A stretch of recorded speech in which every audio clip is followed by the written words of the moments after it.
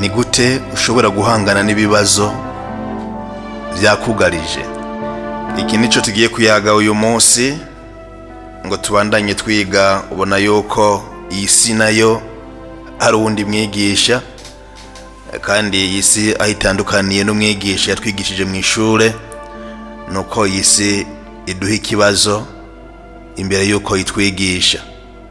Mu gihe umwigisha wewe aguha ikibazo ahejeje kukwigisha, ariko ntibigutangaze, hari benshi bataciye no mu mashure ayatuzi, ariko arabahanga mu by'ubuzima kuko bemeye isi kabigisha.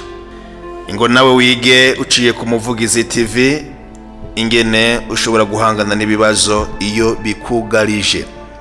Habaye umugabo umwe, umugabo yamana ibibazo igihe cyose.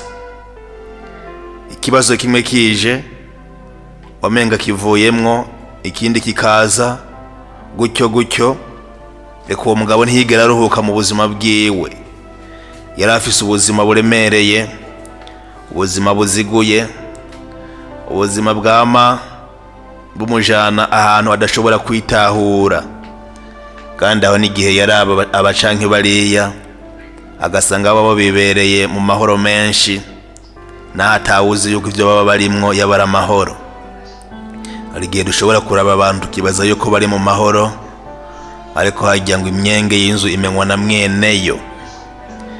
Hari igihe umuntu ushobora kumubona mu bisayangana, ukamubona mu kijipe ciza, ukaza kwibaza uti ese ico mpijya jipe yiwe? Ukabona wowe uracapanze, uba mu buzima bugoye n'inzu irakugora kuriha. Ukabona uwundi aba mu nzu nziza kandi yiwe, ese nanje icompa nkaba mu nzu yiwanje.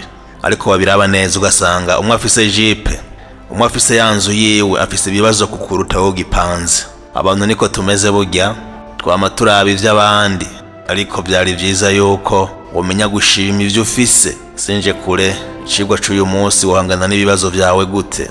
Uyu mugabo rero nariko ndababwira, yari umugabo ibintu byose vyama bimucanga, kuko vyama birimwo ibibazo imisi yose. Bamurangira rero umugabo yamafasha abantu bafise ibibazo, akabafasha kubitorera umuti. Nawe si uwundi, yitwa Kazubwenge.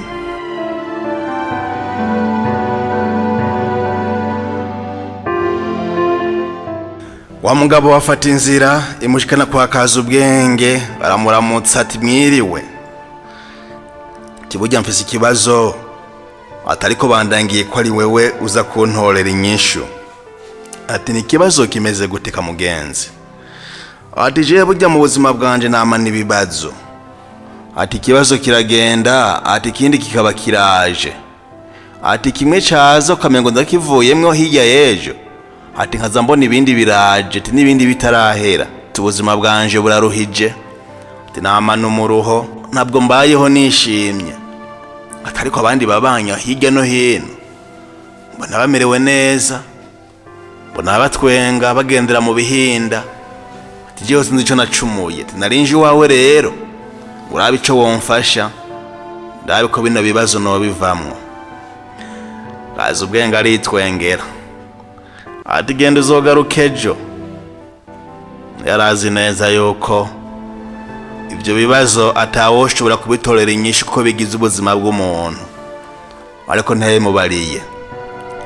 Nuko rero wa mugabo aragaruka bukeye. Kazubwenge aramubwira tuzi n'amakuru, ati burya ngomba ikintu mfasha, ati nani ndaza kugufasha mu nyuma.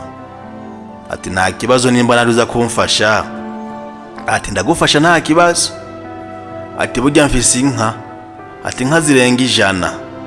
Ati ndaziraba jenyine nta numwe ntabara, nta numwe azimfasha. Tukabona bo zimfasha rero mwiri joro, uzoba ntabaye, ati ndabe ko noshobora kuryama mwiri joro. Wa mugabo ati nta kibazo. Mugabo Kazubwenge aramubwira ati uraza kuraba uze kuryama uko ziryamye zose. Ati ndabigerageza. Wa mugabo azije hagati, ijoro ririko ririterera abona ntiziryama. Atangura kuzagaza ngo ziryame. Izahenda zikaryama, izindi zikagoma zihagaze. Izaryamitse zimwe yari yahagaje zari zaryamye, zikaja zivyuka, ariko hakagira n'ikindi gihe izari zase kuryama zikiryamika zo nyene, ariko ijoro ryose ryarinze rica inka zose zitaryamye, mbere n'izaba zaryamye zikivyukira. Yaraye muri ivyo, ubona ko yari yabwiwe ko haza kuryama zose ziryamye. Wa mutama ntiyigeze aryama, ega bwarakeye aza kudodora aho kaje ubwenge yaraye. Nyakubahwa, naraye mpuye n'ikibazo ngaho iwawe, sinigeze ndyama. Ziriya nka naragerageza, zimwe nkaziryamika ndazihendahenze mu kuzagaza zikaryama, muga haragera igihe zikavyuka. Zari ziryamye zigahagarara, izari zihagaze zikaryama. Naraye mu y'ivyo bintu. Mu yandi majambo, hari ziryamitse, hari n'izo naryamitse, hari n'izavyutse zari zaryamye, hari zagiye kuryama ziteba. Naraye muri ivyo, sinaraye ntoye nakimbwa.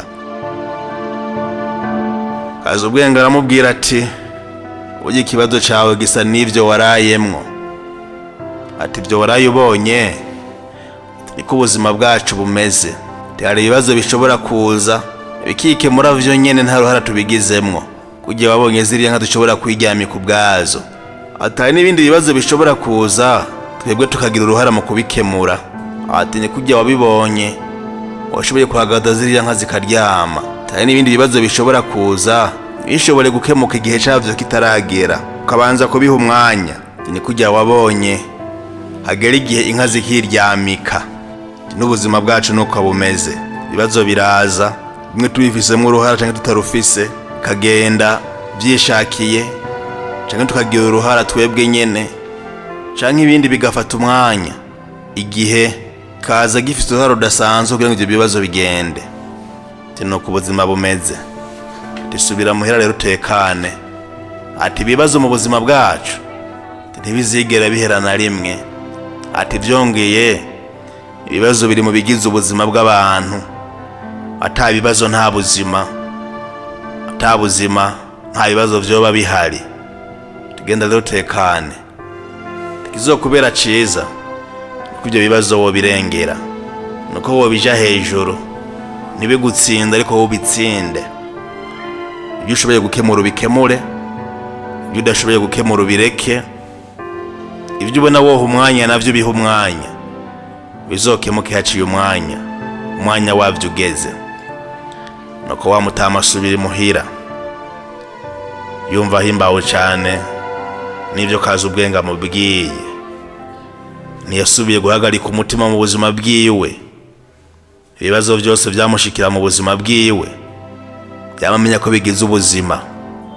Ibyo ashoboye akabikemura, ibyo adashoboye akabireka. Ibyo abona vyofata umwanya wavyo kugira ngo bikemuke, akarindira igihe cavyo. Ari mu icigwa gikomeye cane. Sinzi ibibazo urimo ingene bingana, sinzi urugero rwawe kuvyakira, ariko nagira ndakuremeshe, ndakubwira ko ibibazo biri mu bigize ubuzima bwawe. Harabibwira yuko mu buzima bwabo hazogera igihe bagatsinda ibibazo. Mpera umbone moneye, ntibizokunda.